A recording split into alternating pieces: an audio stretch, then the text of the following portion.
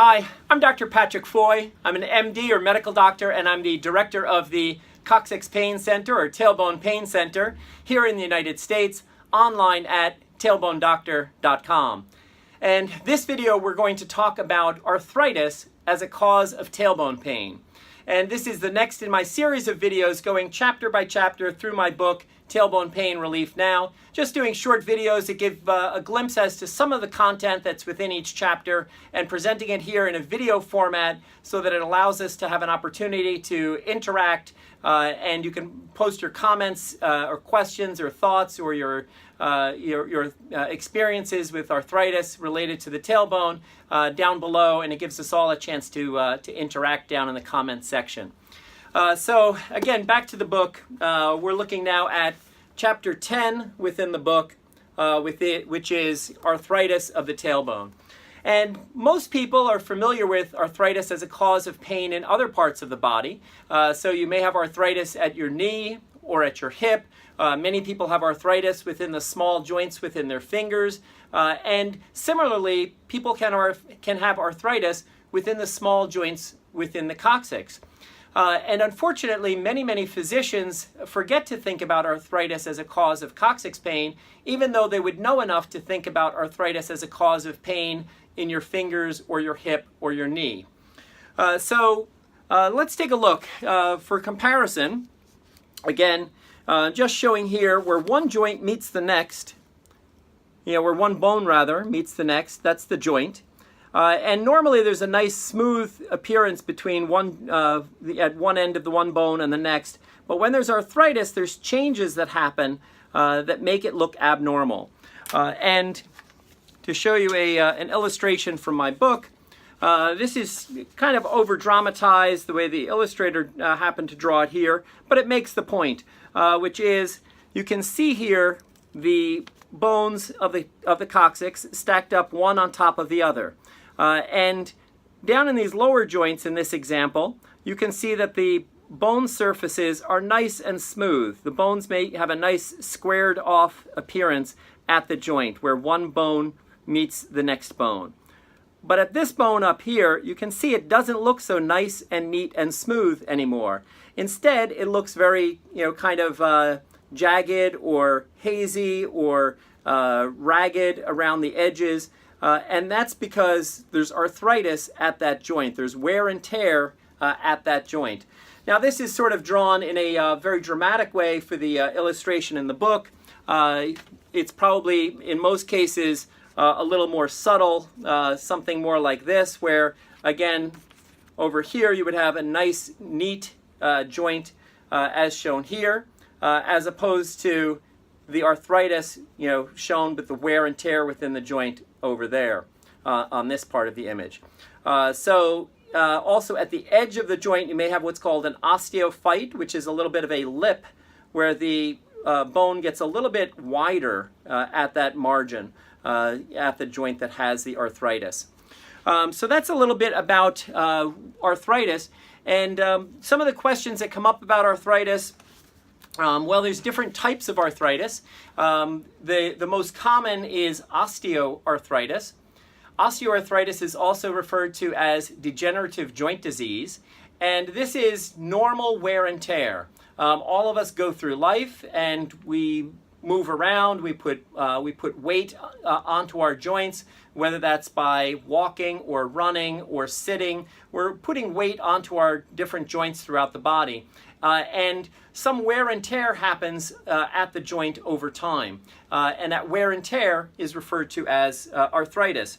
The scenario can also happen where somebody can have trauma that causes arthritis.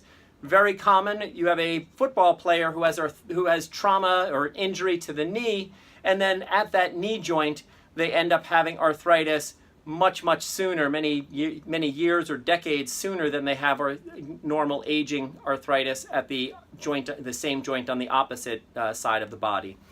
So at the tailbone, you can have trauma where maybe you had a slip and fall, you landed on the tailbone, you had an injury to the tailbone many years ago, and it sort of did okay for a while, maybe for years or decades, but arthritis starts to set in at that injured joint over time. So that's where you have trauma causing arthritis. So whether the arthritis is caused by trauma or whether it's just the micro trauma of gradual wear and tear over the years, either way you can have arthritis at the tailbone. The arthritis can cause pain because instead of having a nice smooth joint where one joint meets the next, you have this irregular surface, and that irregular surface is going to be associated with some extra friction now between one bone and the next, and with any movement there, and that can be quite painful for patients at the tailbone, just as it can be painful when they have arthritis in other parts of the body as well.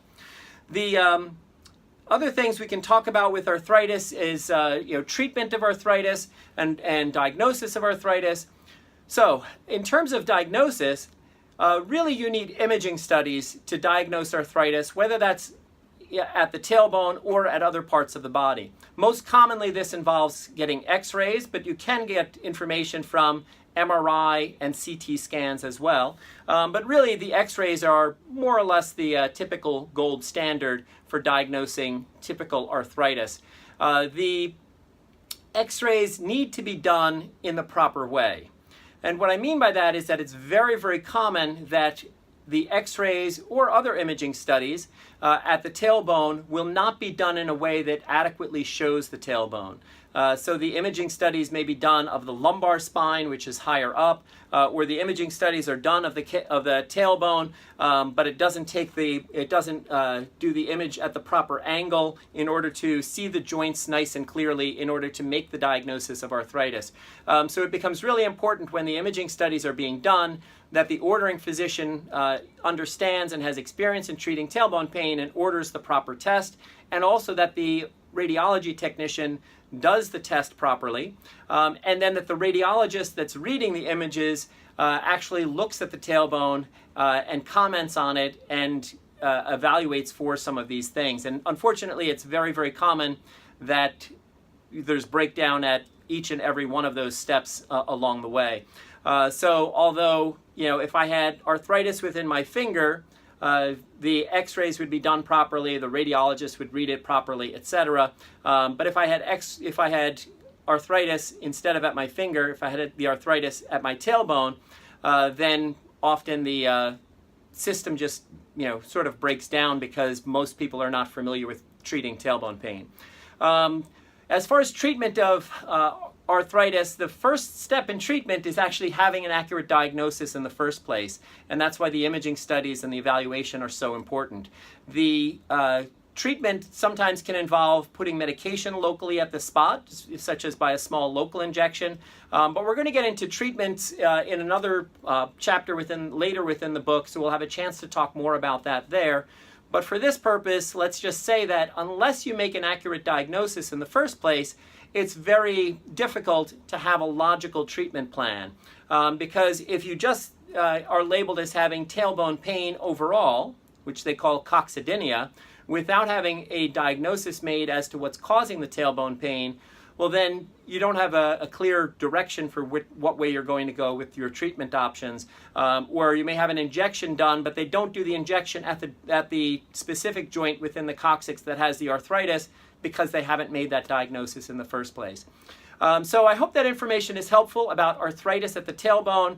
Definitely post your comments, questions, stories related to tailbone arthritis down below, so it gives us a chance to read and comment back on those. If you're looking for a copy of the entire book, for more information on arthritis at the tailbone and lots of other things about the tailbone, the book is available online. The easiest way to get it online is to go to the website www.tailbonebook.com, and that'll have the links to different Amazon pages for different countries, etc.